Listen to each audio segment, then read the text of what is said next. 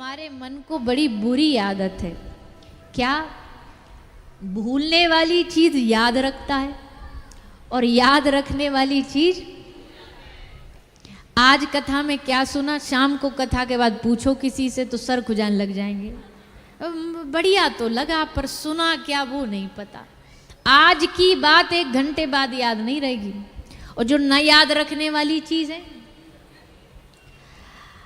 आज से 10 साल पहले किसने हमारा अपमान किया या हम उसके घर गए तो हमको चाय नाश्ता न पूछा, वो याद रहेगा। बोले हाँ 10 साल पहले इनके घर गए थे, हमसे तो इन्होंने कोई स्वागत सत्कार नहीं किया। अजी और तो और तुम्हारे 40 साल ब्याह में ये लिफाफे में कितना दे के गए थे ये तक लोग याद रखते हैं। लिफाफे का दक्षिणा याद रखते हैं कि इतनी दक्षिणा मिली थी। और जो भगवान का नाम याद रखने वाली चीज़ है, बोले याद नहीं रहता, भूल जाते हैं, स्मरण नहीं रहता। इसलिए मन को समझा रहे हैं कि मन भूल मत जइयो, राधा रानी के चरण। याद रखने वाली चीज़ याद रख, भगवान का नाम याद रख, किशोरी जी को याद रख, ठाकुर जी को याद रख। वो सच्चिदानंद रूप है, वो आनंद स्वरूप है। वो तुम्हारे जीवन में आएगा तो जीवन को आनंद से भर देगा। कृष्ण अकेला नहीं आता, कृष्ण जब भी जीवन में आता है ना तो भरपूर आनंद साथ लेकर के आता है, भरपूर खुशी साथ लेकर के आता है, मस्ती साथ लेकर के आता है। इसलिए ठाकुर जी के आने का मतलब है कि पूरा आनंद आपके जीवन में, हृदय में बस जाएगा। इसलिए सच्चिदानंद रूपाय विश्वोत्पत्त्यादि हेतवे, संसार का पालन, सृजन, विनाश सब ठाकुर जी करते हैं। यही उनका काम है, संसार को बनाना, संसार को चलाना और संसार को नाश करके अपने में ही समा लेना, अपने में ही मिला लेना। तापत्रय विनाशाय, 3 प्रकार के दैहिक, दैविक, भौतिक तापा, इन तीनों तापों को भी ठाकुर जी नष्ट करते हैं। श्री कृष्णाय वयम नुमः, श्री कृष्ण को प्रणाम करते हुए इस श्लोक के साथ भागवत आरंभ होती है। फिर सुखदेव जी महाराज का आगमन, उनका जन्म लेते ही कोई माया में फंसता है, कोई संसार के लोगों में फंसता है, पर सुखदेव जी जन्म लेते ही नाभि नाड़ी को तोड़ करके जंगल में तपस्या करने चले गए। व्यास जी उनके पीछे पीछे भागे गए। पुत्र विरह, पुत्रेति विरह कातर आजुहाव, पुत्र के विरह में खूब देर तक दौड़े पर सुखदेव जी वापस लौट के ना आए। उन्हीं सुखदेव जी ने इस भागवत रस को हम सबको दिया है। ये कथा सीधा भगवान के वैकुंठ से धरती पर नहीं आई, स्टेप बाय स्टेप आई। भगवान नारायण ने इस कथा गंगा को दिया ब्रह्मा जी को, ब्रह्मा जी ने दिया देवर्षि नारद जी को, देवर्षि नारद जी ने इस कथा को दिया व्यास जी को, और व्यास जी ने श्री सुखदेव जी को। और तब सुखदेव जी के द्वारा जो कथा गाई गई उस कथा को हम आप सब सुनते हैं। इसलिए भी सुनते हैं क्योंकि सुखदेव जी रस से भरे हुए हैं, और कथा वही सुना सकता और सुन सकता है जिसके खुद के भीतर रस हो। कथा सुनने के लिए हृदय रस से भरा होना चाहिए। शुष्क सूखा हृदय न कथा कह सकता है न सुन सकता है। सूखे हृदय को कथा समझ में भी नहीं आएगी। कई बार जो लोग कथा से जुड़े नहीं होते ना, वो कहते हैं कितने देर कथा होती। हमने कहा 3 घंटे कथा होती। अरे राम राम, 3 घंटे बैठ जाते हैं लोग। हमने कहा बैठ जाते हैं, 3 घंटे कब निकल जाते हैं जब व्यास जी कह देते हैं चलो अब कथा को विश्राम, तो लोग घड़ी देखते हैं, 3 घंटे हो गए। क्यों? क्योंकि उनको कथा का रस पता है। जिनको कथा का रस नहीं पता उनको 3 घंटे बड़े भारी लगेंगे। यहाँ कथा में भी आ जाएंगे ना तो 3 घंटे में 6 बार तो उनके पैरों की पोजीशन बदल जाती है। कभी अच्छा, कई तो इतने महान भी होते, वो भागवत जी की तरफ ही जब पाम दुख जाए ना तो भागवत जी की तरफ दोनों पैर करके बैठ जाते हैं, सामने सीधा एकदम। मतलब भागवत जी कोई पैरों का, चरणों का दर्शन दे रहे हैं व्यास जी को, बोला हमारे चरणों का दर्शन करो और कथा गाओ। वैसे तो भागवत ने हमें इतनी छूट दे दी आज के जमाने में, भैया जमीन पे नहीं बैठ सकते, कुर्सी ले लो, कुर्सी नहीं सोफा ले लो। पर अब इसका मतलब तुम अब भागवत जी के एकदम सरलता का फायदा ही उठा रहे हो, पाम सीधे कर लिए, मर्यादा नहीं, तो वो नहीं होना चाहिए। बाकी तो स्वतंत्रता है, कथा में कितनी स्वतंत्रता दी है हमें। कथा के बीच में वैसे उठना तो नहीं चाहिए, नियम तो नहीं है, पर फिर भी कोई इमरजेंसी आ गई, कोई मजबूरी आ गई तो ने थोड़ा जाके आके फिर आराम से बैठ जाओ कथा, पर मजबूरी में, मौज मस्ती के लिए नहीं। कई लोग बीच कथा में से उठ के जाएंगे, एक लगा के आ जाएंगे, फिर बैठ जाएंगे कथा में, जो 3 घंटे तलब उठने लग जाती है। तो स्वतंत्रता दी है भगवान की कथा ने, पर स्वतंत्रता का ज्यादा लाभ भी नहीं उठाना चाहिए, मर्यादा बना के। रस होना चाहिए, रस होगा तो 3 घंटे क्या भगवान की कथा कितनी भी चलती रहे उसमें डूबे रहोगे। और रस नहीं, अच्छा बाकी के कामों में हमें रस है तो शरीर वहां बड़ी आसानी से बैठ जाता, उसको ना थकान होती है ना कोई चिंता होती है। कथा में उन्हीं को ये भारी लगता है जिनके हृदय में रस नहीं है। सुखदेव जी रसमय है, इसलिए ये कथा उनके द्वारा जो सुनाई गई वो कथा जगत में प्रचार प्रसार की गई। नैमिषे निमिषेत्रे ऋषय सोनकादय सत्रम स्वर्गाय लोकाय सहस्त्र समवासत। नैमिषारण्य तीर्थ में बड़े सारे संत इकट्ठा हुए, और जब साधु इकट्ठा होते हैं, जब भगवान के प्रेमी रसिक एकत्रित होते हैं तो जन्म होता है किसका? भगवत कथा का। 4 बिजनेसमैन बैठ जाएं तो क्या चर्चा करेंगे? बोलिए ना, है व्यापार की। बोले भैया वो सेंसेक्स बढ़ गया कि घट गया, क्या चल रहा है, ये सब चीज़ों की चर्चा, कितनी महंगाई बढ़ रही है, कितना मुनाफा कितना लॉस, इसकी चर्चा करेंगे। व्यवसायी मिले तो व्यवसाय, राजनेता बैठ जाएं दो तो राजनीति चालू हो जाएगी। भैया फलानी सीट पे इतने वोट आए, वहाँ इतने आए, ऐसा कर लेना चाहिए, चुनाव की बातें होंगी। शराबी मिल जाए तो कौन सी ज्यादा चढ़ती है, कौन सी महंगी है, कौन सी सस्ती है, कहाँ से सस्ते में मिल जाएगी, ब्लैक में मिल जाएगी, ये सब चर्चा करें। जुआरी मिल जाए तो जुआ की बातें करेगा।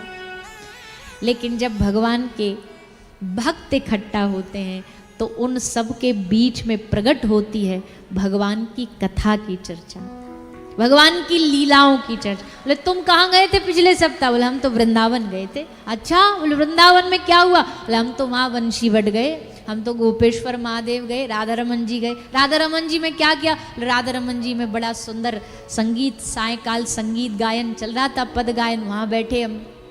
फिर बोले राधा रमन जी की कुलिया का प्रसाद लेकर के आए। फिर रास्ता में आए तो आगे बढ़े तो बिहारी जी का दर्शन करके आए। बिहारी जी के दर्शन से निकले, निधिवन जी गए, निधिवन जी में प्रणाम कराए। वहाँ क्या मिला? बोलो वहाँ फलाने वाले व्यास जी घूम रहे थे, वहाँ संत घूम रहे थे। ऐसी चर्चा चालू है। भगवान के भक्तों के बीच में बैठोगे तो तुमको डायरेक्टली इनडायरेक्टली भगवान को ही याद कराएगा। इसलिए संतों का मिलना भगवान की कथा का मिलना है, उनका ही मिलना है। तो आज जब सब शौनकादि ऋषि एकत्रित हुए, सूत जी आए, सब समझ गए सूत जी आए मतलब अब भगवान की कथा की अमृत वर्षा यहाँ बरसने वाली है। सबने प्रणाम किया और एक निवेदन किया कि महाराज आप हम सब ऋषि महात्मा जो आए सबको कथा का सार सुनाइए, क्योंकि कथा आगे कलयुग में लोग सुन पाए ऐसी कथा सुनाइए। कलयुग का भी यहाँ थोड़ा वर्णन किया गया, कलयुग कैसा होगा, कलयुग के लक्षण बताए, कलयुग कैसे कैसे अपना रंग दिखाएगा वो सब बताया, कलयुग से बचाव के लक्षण बताए। क्योंकि भैया कलयुग तो अब युग तो युग ही है ना, हम चाहे कितना भी प्रयास कर लें युग तो अपने लक्षण धर्म दिखाएगा ही दिखाएगा। हम चाहे कथा करें, हम चाहे कितना भी भगवान का नाम गाएं, बाहर से तो कलयुग ही रहेगा, लोग भी आपको कलयुगी ही मिलेंगे, आप लोगों को भी नहीं बदल सकते। ऐसे समय में अगर भगवान से जुड़ने का कोई रास्ता दिखाती है तो भगवान की कथा दिखाती है। श्रीमद् भागवत कथा का आरंभ किया, शौनकादि ऋषियों को सुनाने के लिए सूत जी ने भागवत की महिमा सुनाई। कथा आरंभ होने जा रही थी। परीक्षित राजा तैयार बैठे थे कथा सुनने के लिए, सुखदेव जी सुनाने के लिए, और तभी स्वर्ग से देवताओं का एक समूह अमृत का कलश लेकर के आ गया। राजा परीक्षित को कहा, रे कहाँ बैठ करके कथा सुन रहे हो? 7 दिन में मरने वाले, मृत्यु निश्चित है, इससे बढ़िया अमृत पी लो, अमर हो जाओगे। अब भैया सोचो, हमारे पास देवता अमृत लेकर के आ जाए, पीने का मौका, चांस दे कि या तो कथा सुन लो या अमृत पी लो, तो क्या सुनोगे, क्या चुनोगे? आप सब तो भगत जी लोग हो, आप तो कथा ही चुनोगे, पर हम दूसरों की बात कर रहे हैं। अजी हम अमृत कह रहे हैं, हमको लगता है कथा में केला भी बटना चालू हो जाए ना, पता चल जाए भैया पीछे लड्डू बट रहे हैं, केला बट रहे हैं, तो ऐसी भाग दौड़ मचेगी, ऐसा हल्ला मचेगा, ऐसा धक्का मुक्की मचेगी। कथा में व्यास जी को कहना पड़ता, भैया कथा जब विश्राम हो जाए उसके बाद प्रसाद चालू करो। क्यों पहले कर देंगे तो सबको पता पहले चालू हो गया, चलो अब काम खत्म, अब प्रसाद लेके घर चले। तो परीक्षित राजा के सामने देवता अमृत का कलश लेके खड़े, अमृत ले लो, कथा सुना दो। सुखदेव जी ने कहा, क्व सुधा क्व कथा लोके को कांच क्व मनिर्महान। भैया एक्सचेंज में कुछ दे भी रहे हो तो कम से कम टक्कर का तो दो, कम से कम बराबरी का तो दो। एक्सचेंज ऑफर में जब बराबरी कीमत की चीज मिले तब आदमी देता। अब कहाँ कांच और कहाँ हीरा? कोई कांच दे के कहे कि इसके बदले हीरा दे दो, तो ये तो बड़ा मूर्खता है। को सुधा को कथा लोके, कहाँ ये कांच जैसा अमृत और कहाँ ये हीरे जैसी भगवान की कथा। ये कोई अदला बदली का काम है? भगवान की कथा से कीमती कुछ नहीं। भगवान श्री सुखदेव जी ने देवताओं को वापस लौटा दिया। और वैसे भी जो कथा को खरीदना चाहे ना, वो कथा का अधिकारी नहीं बन सकता है। कथा किनको मिलती है? जिनमें श्रद्धा होती है। बड़े बड़े धनवान भी हैं इस दुनिया में, पर उनके हृदय में कथा के प्रति प्रेम नहीं है तो वो कथा नहीं करा सकते, भले उनके पास कितना भी रुपया हो।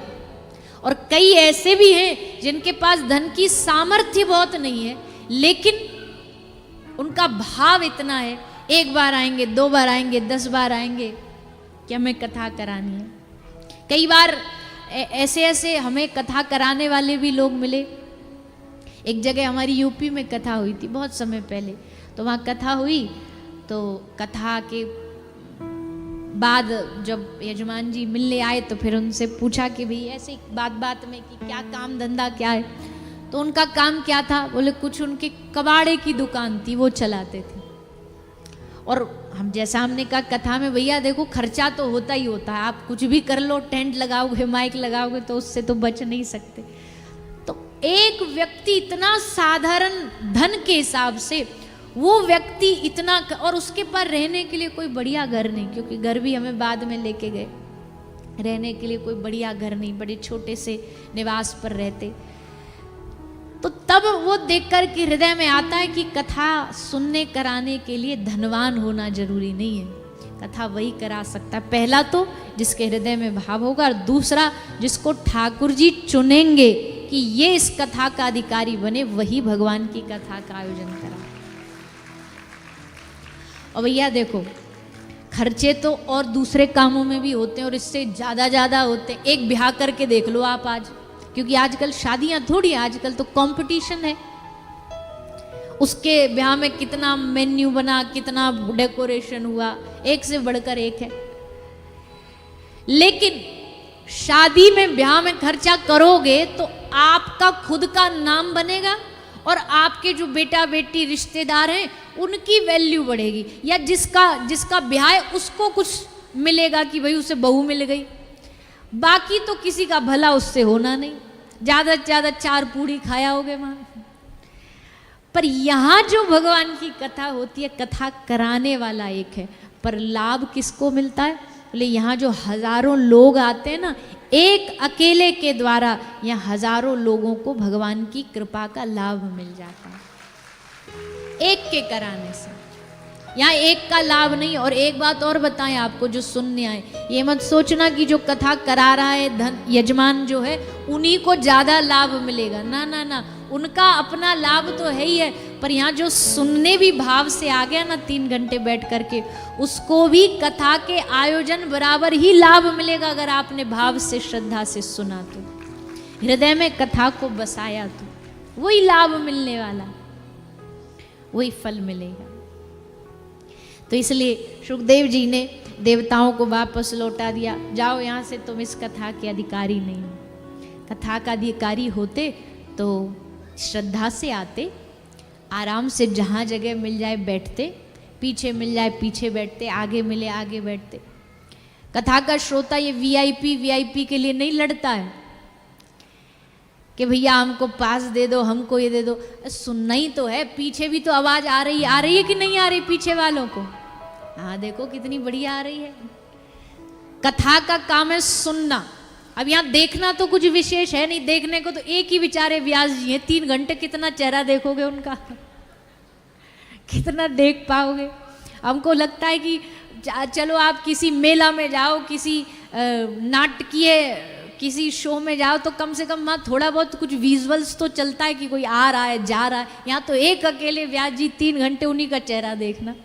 और ने कहा तो कोई हिल डुल जाए तो वो और बोल देते कि बैठ जाओ, हल्ला ना करो। तो देखना तो यहाँ कुछ है नहीं। यहाँ क्या काम है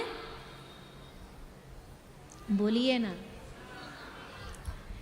इससे बढ़िया और क्या हो सकता है? ना तो आपको कुछ करना, ना आपको कुछ परिश्रम करना, मेहनत करनी, बस आ जाओ और सुनो। यहां सुनने से ही काम बनता है, क्योंकि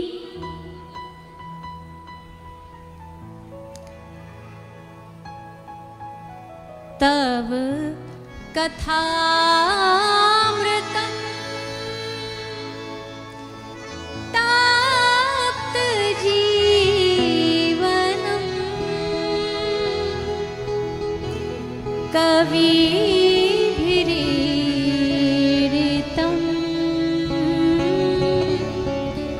कल्मषापहम्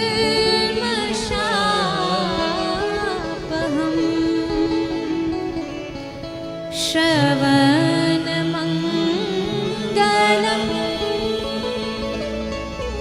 श्रीमदाततं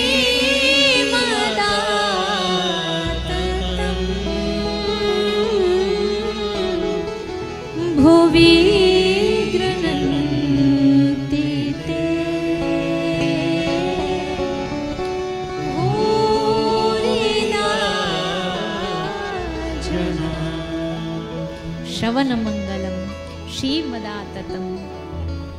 सुनने से मंगल हो जाए ऐसा दुनिया में कोई और मार्ग आपको मिलेगा नहीं। सब जगह मेहनत करनी पड़ती है। आपको एक थाली प्लेट भर के रोटी भी खानी है ना, तो उसमें भी कितनी मेहनत है। रोटी, आटा लाओ, सिलेंडर लाओ, गैस, अब गैस का वैसे ही बड़ा झंझट चल रहा है। हम तो 20-25 दिन जब बाहर थे तो खबरों में ही सुनते थे भैया गैस खत्म हो गई, किल्लत हो गई। हमने कहा चलो कम से कम 20 दिन बाहर है, रोटी तो मिल जाएगी। खैर भूखा तो कोई नहीं मरता, पर अब सिलेंडर लाओ, सिलेंडर मिल रहा है 1 का 10 में, ब्लैक मेल में मिल रहा है। फिर बर्तन लाओ, कढ़ाई लाओ, तवा लाओ, फिर आटा लगाओ, सब्जी बनाओ, हाथ से मेहनत करो, फिर प्लेट लगाओ, कितने परिश्रम कर। और वो जो प्लेट में, थाली में जो रोटी आती है ऐसे ही थोड़ी हो जाती है। उसके लिए साल महीना भर कमाओ, सुबह जगो, ड्यूटी पे भगो, फिर पूरा दिन लगे रहो, मेहनत करते रहो, तब जाके अब थाली में भोजन आता है। सब जगह मेहनत परिश्रम, पर यहाँ भगवान की कथा में बोले कोई परिश्रम नहीं। श्रवण मंगलम श्रीमदाततम। श्रवण करने से भगवान की कथा मंगल कर देती है। सुनने से मंगल हो जाए ऐसा इस जगत में अगर कोई मार्ग है तो केवल भगवान की कथा है। इसलिए श्री सूत जी महाराज ने 88,000 ऋषियों को कथा सुनाना आरंभ किया। भागवत के महात्म को समझाने के लिए अब श्री सूत जी महाराज थोड़ा वृंदावन लेकर के आते हैं। वृंदावन कैसे? वृंदावन की भूमि थी और उस वृंदावन की भूमि में यमुना का किनारा और उस किनारे पर भक्ति देवी विराजमान है। वृंदावन में तो ऐसी कोई जगह है ही नहीं भैया जहाँ भक्ति ना हो। वृंदावन का कोना कोना भक्ति से भरा हुआ है।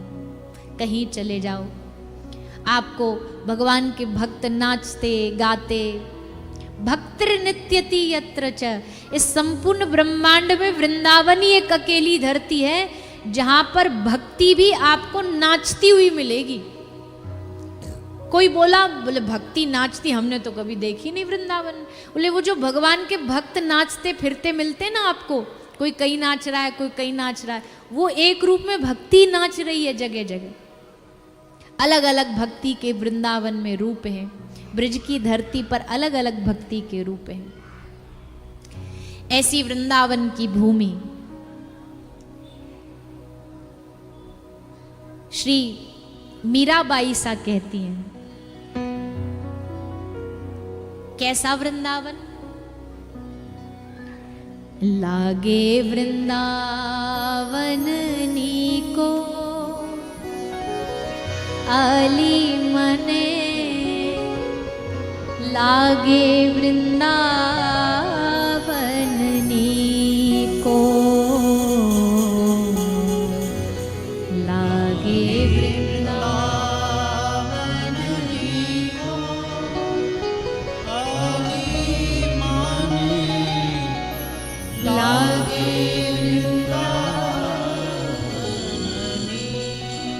वृंदावन की पहचान क्या है? आजकल बन गई है वृंदावन की पहचान, बोले जहाँ बहुत भीड़ हो, जहाँ बहुत टमटम चलते हो, बहुत गाड़ियाँ चलती हो, बहुत लोग खड़े हों। पर उस समय के वृंदावन की पहचान मीराबाई सा कहती है। घर घर तुलसी ठाकुर सेवा,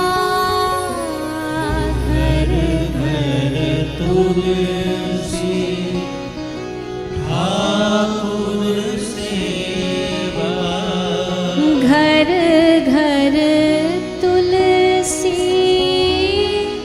ठाकुर सेवा, घर घर तुलसी ठाकुर सेवा, दर्शन गोविंद जी को आली मने, लागे वृंदावन नीको,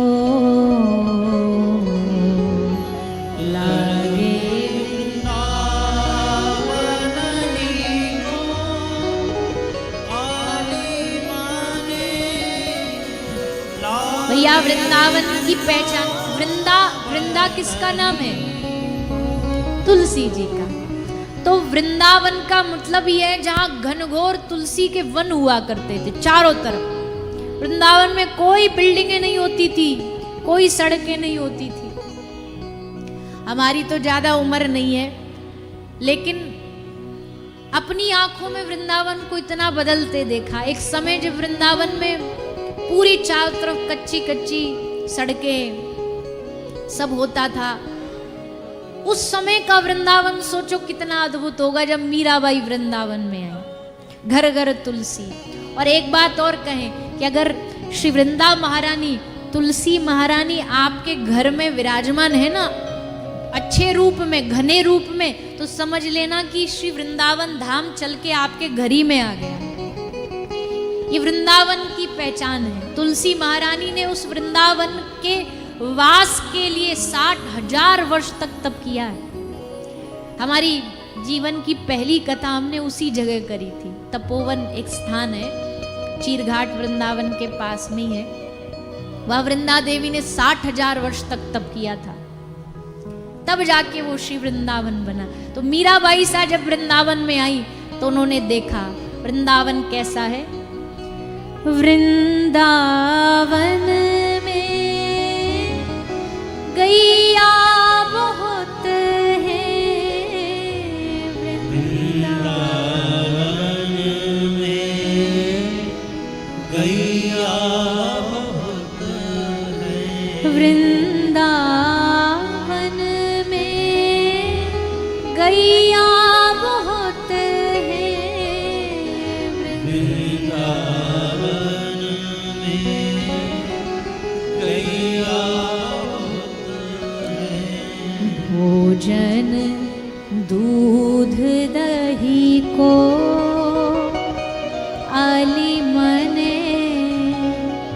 लागे वृंदावन नीको,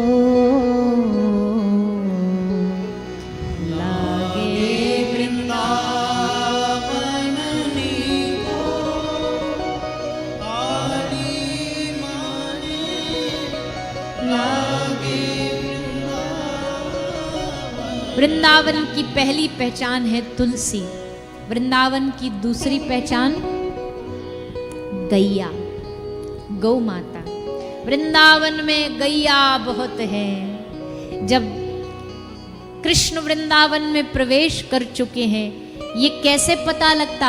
बोले जब गैयाओं के गलों की घंटी की आवाज सुनने मिल जाए तो समझ लो श्री कृष्ण आ चुके हैं। गोपी समझ जाती, सावधान, श्याम सुंदर पहुंच चुके हैं। गैयाओं की चरण से उड़ती भई धूल बता देती कि श्री श्याम सुंदर का अब वृंदावन में प्रवेश हो गया है। वृंदावन की पहचान है गाय। भोजन दूध दही को, भैया हर जगह का अपना एक खाना प्रसिद्ध होता है, अपनी अपनी जगह का भोजन प्रसिद्ध होता है, वहां से उस जगह की पहचान होती है। तो वृंदावन के भोजन में क्या है? दूध दही माखन मिश्री, ये वृंदावन का भोजन है। मीरा के प्रभु गिरधर नागर, मीरा के प्रभु गिरधर नागर, मीरा के प्रभु गिरधर नागर, मीरा के प्रभु गिरधर नागर, भजन बिना नर ही को आली मने लागे वृंदावन नीको।